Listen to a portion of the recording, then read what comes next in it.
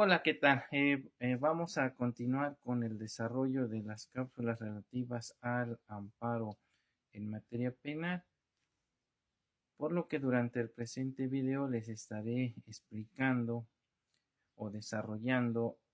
lo concerniente a las causales de procedencia del amparo indirecto en materia penal, tomando como referencia desde luego lo dispuesto por el artículo 107 de la ley de amparo. Luego entonces, de conformidad con lo dispuesto en el dispositivo legal en comento,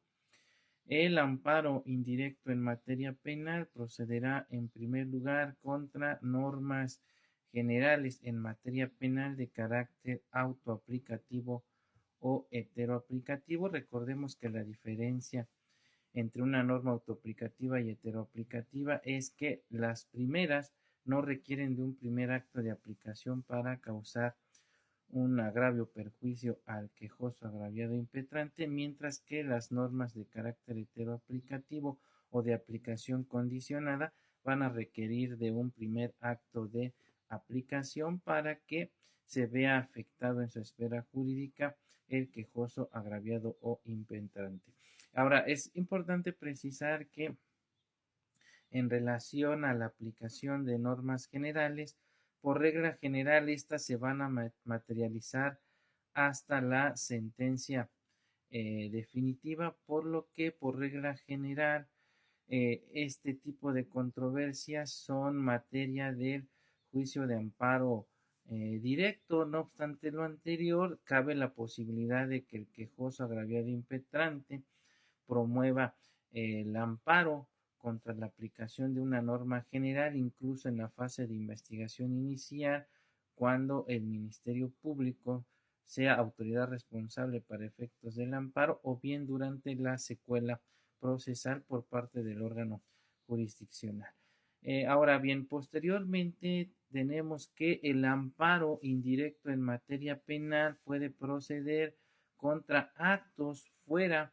de proceso o de juicio conforme a lo dispuesto por el artículo 107, fracción cuarta de la ley de amparo. Vamos a entender por actos fuera de proceso penal como aquellos que no forman parte del desenvolvimiento del proceso penal, es decir, desde que éste inicia hasta que éste concluye con la emisión de la sentencia que emite el juez o tribunal de enjuiciamiento. Es decir, los actos fuera de proceso o juicio son aquellos actos que se dan durante la fase de investigación inicial, así como antes de la celebración de la audiencia inicial. Pues hay que recordar que de conformidad con lo dispuesto por el artículo 211 en su último párrafo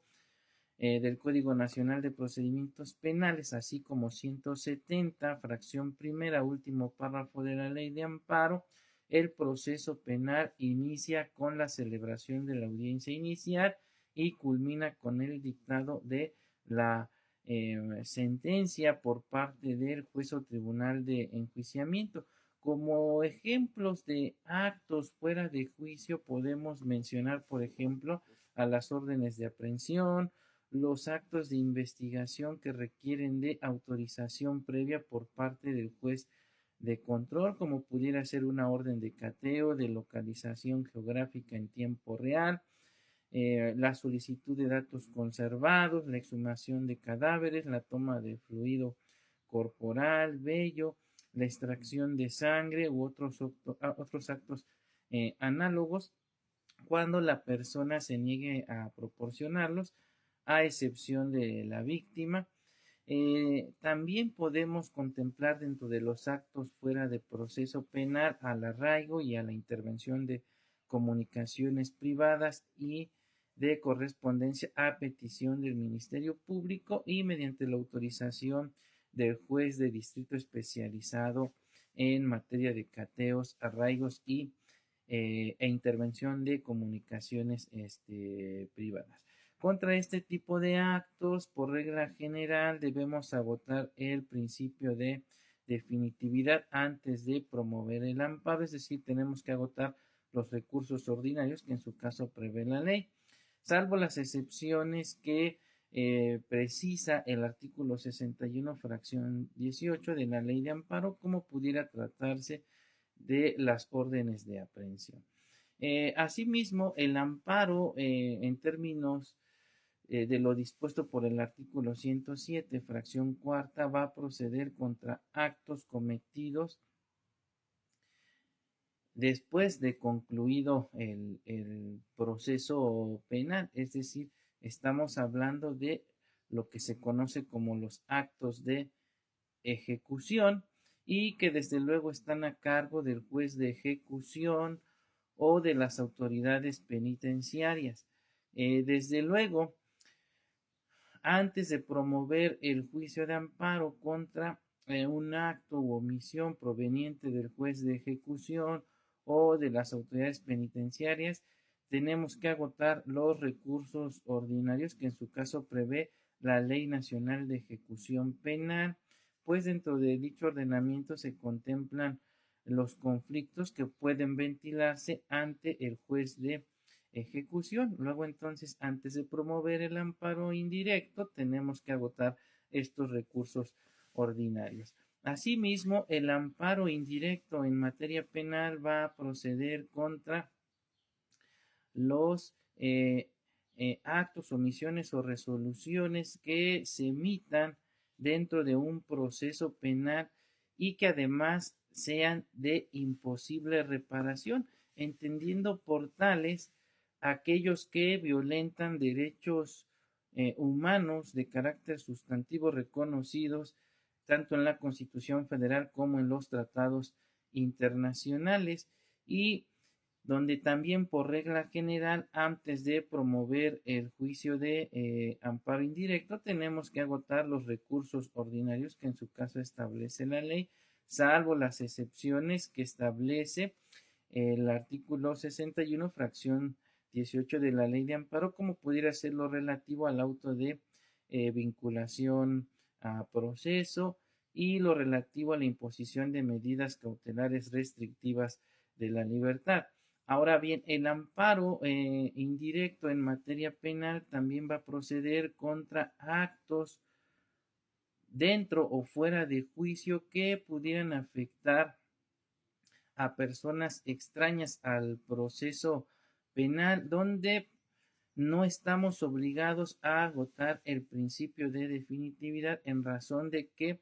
al tratarse de un tercero extraño al proceso penal, pues no es parte entonces del mismo y el único medio de defensa que tiene para combatir un acto proveniente de un órgano jurisdiccional que le causa algún perjuicio, pues es el juicio de amparo indirecto. Asimismo, el amparo indirecto en materia penal va a proceder contra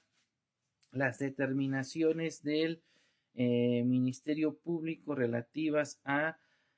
el no ejercicio de la acción penal, el archivo temporal, la aplicación de un criterio de oportunidad donde no se le haya satisfecho la reparación del daño a la víctima y donde por regla general, o más bien, siempre tenemos que agotar el principio de definitividad, por lo que antes de interponer el juicio de amparo indirecto, la víctima u ofendido tendrá que interponer el recurso innominado previsto por el artículo 258 del Código Nacional de Procedimientos Penales para efecto de ser escuchado por parte del juez de control. Finalmente, el amparo indirecto en materia penal va a proceder contra las resoluciones que determinen inhibir o declinar la competencia por parte de un juez en materia penal, por lo que en estos casos el amparo únicamente va a proceder cuando se haya declarado procedente la excepción de incompetencia. En caso contrario, si las resoluciones en sentido negativo, no procede el amparo indirecto, pues así lo ha determinado la jurisprudencia del Poder Judicial de la Federación. Con esto estaríamos concluyendo el presente video donde explicamos las causales de procedencia del amparo indirecto en materia penal y posteriormente entonces estaríamos analizando en un video subsecuente lo relativo a las causales de procedencia del amparo directo. Hasta luego.